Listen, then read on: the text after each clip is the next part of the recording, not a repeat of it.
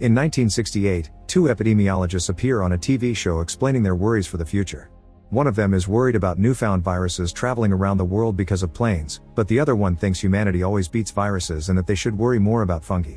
Right now fungi don't sound like a big deal because they're only capable of controlling animals, but if climate change keeps affecting the temperature of our planet, fungi could evolve to the point where they could control humans as well.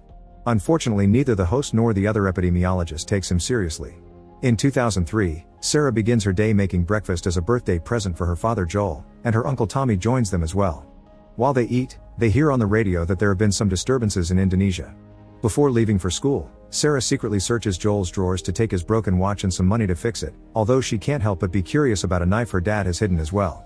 When their family leaves the house, they find their neighbor Danny taking care of his Nana, who lives in a catatonic state in her wheelchair. Danny tells them they haven't visited in a while, so Joel makes up an excuse about being busy but promises Sarah will come by later. Later after class, Sarah goes downtown to get Joel's watch fixed. While the clocksmith is working on the watch, his wife suddenly shows up looking quite scared and closes the shop 4 hours later. The clocksmith doesn't understand what's going on, but he hurries to finish his work so Sarah can leave. Afterward, Sarah visits her neighbors, and Danny's wife Connie shares some cookies while Sarah pets the dog Mercy. Sarah comments that she saw lots of police and trouble on the road on her way here, but Connie hasn't heard anything on the news. The house has a big DVD collection and Sarah is so busy browsing it that she doesn't notice Nana having a strange kind of seizure even if she isn't supposed to be able to move. Sarah chooses one of the movies to borrow, and on her way out, she notices Mercy staring at Nana curiously. When she goes home, Sarah notices a bunch of army planes flying really low over the town. Later she hears on TV that there has been a rash of violent incidents across the city, but the police blame it on a new illegal upper hitting the streets. The TV is quickly turned off when Joel comes home and Sarah gives him the fixed clock as a birthday present. The movie she borrowed from Connie is also one of Joel's favorites, so they decide to watch it together as part of the birthday celebration, although Sarah falls asleep. Out of a sudden, Tommy calls Joel to ask him to bail him out of jail. He got arrested when he was in a bar and some guy suddenly went crazy, starting a fight for no apparent reason. Joel puts Sarah in bed and leaves in his truck. 3 hours later, Sarah wakes up when she hears lots of noises outside, helicopters, screaming, and general disturbances. She leaves the bedroom and when she can't find her dad, she turns on the TV, only to find a national alert signal telling citizens to stay indoors. Suddenly a thud at the window startles Sarah. It's Mercy, who is incredibly scared. Sarah goes outside to calm him and tries to take him home, but Mercy whines and struggles against her hold until he frees himself from the collar and runs away. Not understanding why the dog would hate his own home, Sarah goes to check on the neighbors and finds the door open. She enters the house, and because all lights are out, Sarah doesn't notice the blood on the floor until she steps on it. The blood trail comes from Danny, who is wounded on the floor and begging for help. Sarah comes closer thinking he had an accident and is shocked to find Nana feeding on a dead Connie.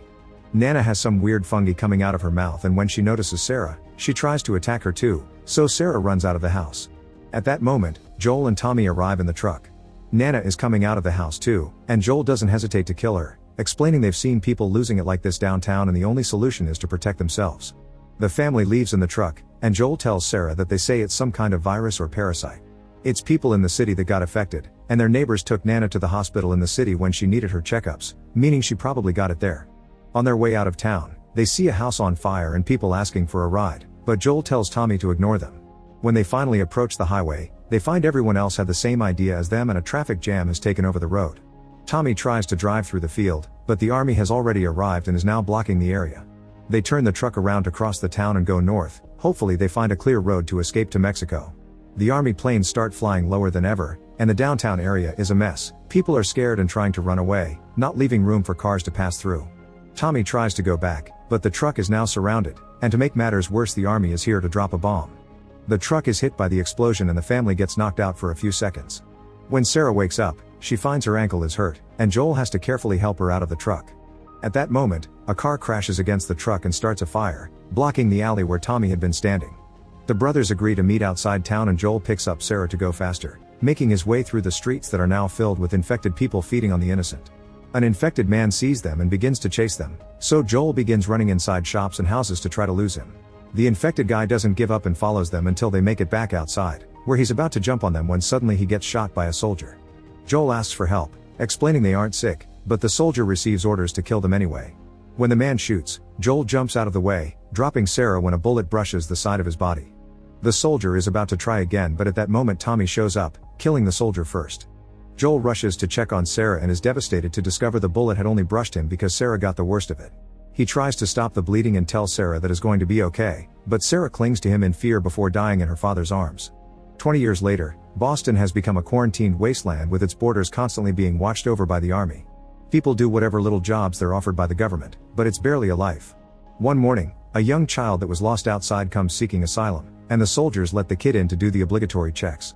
A soldier tells the child that everything is going to be okay, but the testing machine unfortunately indicates infection, so the kid is given a lethal injection. Moments later, the kid's body is sent on a truck to the pyre where they get rid of infected organisms. Joel works here sometimes, and after so long he isn't disturbed by the fact he has to throw young bodies into the fire. He often asks for other jobs like street sweeping or whatever will get him paid, but in secret, he's also working as a smuggler. One afternoon, he attends the public punishment of a group of people that tried to enter the quarantine zone without authorization. There he finds a soldier that buys illegal uppers from him, paying with money but also cigarettes. The soldier also informs him he's finally found a vehicle he can sell to Joel, and they agree to do the transaction in a few days when the soldiers that can be bribed will be guarding. For now, the soldier advises him to stay home at night because a resistance movement known as the Fireflies is causing lots of disturbances, and the guards will shoot on sight without checking your identity first. The truck the soldier can get his hands on won't have a battery, so Joel's friend Tess is negotiating with a dealer to acquire one. In fact, she already paid to get one, but the dealer sold the battery to someone else yet spent her money anyway. The dealer's bodyguards mistakenly beat Tess up when she came to demand answers, and now the dealer doesn't want to let her go because he's afraid of Joel and what he'll do to his reputation. Their conversation is suddenly interrupted by an explosion outside that blows up the wall and hits everyone inside. When Tess finally looks up, the dealer is gone, thus she takes the chance to leave the building through the hole in the wall, discovering someone had set the bomb on an army truck. Tess tries to get away as the alarm tells the citizens to clear the area, but as soon as she turns around the corner, she discovers the Fireflies and the army are shooting at each other in the middle of the streets. With her hands up, Tess asks the army for help, swearing she isn't a Firefly, but she gets arrested anyway. Meanwhile, in the Fireflies' hideout, Ellie hears all the disturbances outside while being chained to a heater, which has been her situation for weeks now. She told the Fireflies that her name is Veronica, and whenever a doctor comes to check she's still healthy, Ellie meets them with sass, tired of having to do the same tests every day without being given any explanations. In the afternoon, Joel goes to see a friend that has a whole radio set up and people pay him to send messages to the outside world. Joel offers the cigarettes the soldier gave him in exchange for news about Tommy, who escaped to Wyoming years ago. They haven't heard from him in 3 weeks, which is unusual for him, and today there isn't any news either. Joel gets tired of waiting and asks for the location of the Wyoming tower. His friend gives it to him but also points out this is a bad idea because the open country is full of dangers, like the infected and also slavers. When Joel goes home, he retrieves all the tools he's been hiding under his floor for his eventual escape and begins preparing a plan on the map to reach the Wyoming tower. He also gets drunk, and it's revealed then that his watch is broken again, but he continues to wear it to remember his daughter. Eventually he falls asleep, and when Tess finally comes home, she just joins him instead of waking him up. The next morning, Joel notices Tess' wounds and she tells him what happened with the dealer. Joel gets furious because he's desperate for that battery in order to look for Tommy, so Tess promises him they'll find out who bought the battery and get it back by force. In the meantime, in the Fireflies' hideout, leader Marlene is being questioned by her followers. They want freedom and democracy as much as she does, but they don't understand why they have to play guards for a random girl chained in a room and why they keep blowing up meaningless army targets, which is causing them to lose people. Marlene explains the targets weren't random, they're keeping the army distracted and away from their hideout because tonight, they're leaving for good in order to take Ellie west to the radio tower in Salem. She shows her follower the reason why Ellie is so special on a piece of paper, instantly gaining her loyalty to the cause. Joel and Tess go to the market to pay off some informants that tell them about the location of the battery, and they agree to enter the building through a hidden tunnel to take the buyers by surprise. Meanwhile, Ellie keeps on trying to break the heater she's chained to no avail. Marlene suddenly shows up and gives Ellie her bag, which includes a knife she loves, and she finally frees her from the chains as Marlene explains that she was the one that saved Ellie's life and that she knows Ellie's real name. Marlene was the one that sent baby Ellie to the military school because she thought she would be safe there, but Ellie complicated things when she sneaked out. Ellia wants to go home but Marlene won't let her, although she finally tells Ellie what is the secret purpose that makes her so special, which she mustn't tell anybody to protect her own life. Moments later, Joel and Tess use the old subway tunnels to move around town unnoticed. They're quite startled when they find an infected body stuck on the wall so rotten that it looked like a mutated monster. The pair keeps moving and eventually come to the fake wall they need to move to access the building, but they immediately worry when they smell gunpowder and see blood dripping on the floor. When they finally enter the corridor, they find the dealer and his men dead. It turns out the battery is busted and they were killed for the scam. Suddenly they hear some noises coming from another room, and when Joel goes to check, he's attacked by Ellie, who he quickly pushes away. Joel keeps Ellie's knife under his foot and ignores her when she asks for it, instead concentrating on Marlene and her follower, Who are the ones that try to buy the battery first?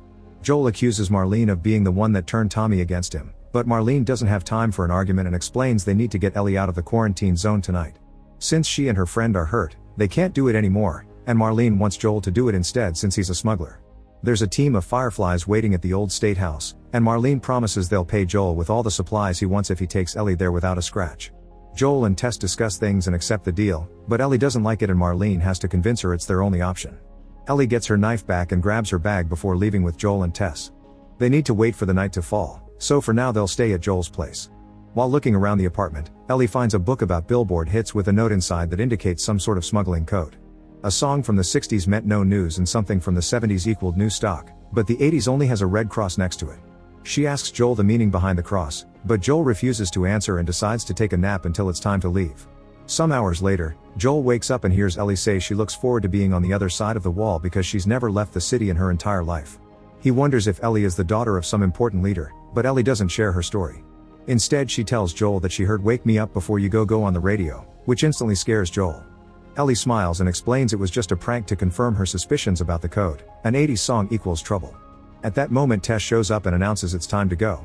The army patrols the streets at night to remind the citizens of the curfew, but Tess and Joel have a special smuggling tunnel that leaves them right outside the border. Ellie can't believe she's outside and is amazed by a sky with no buildings.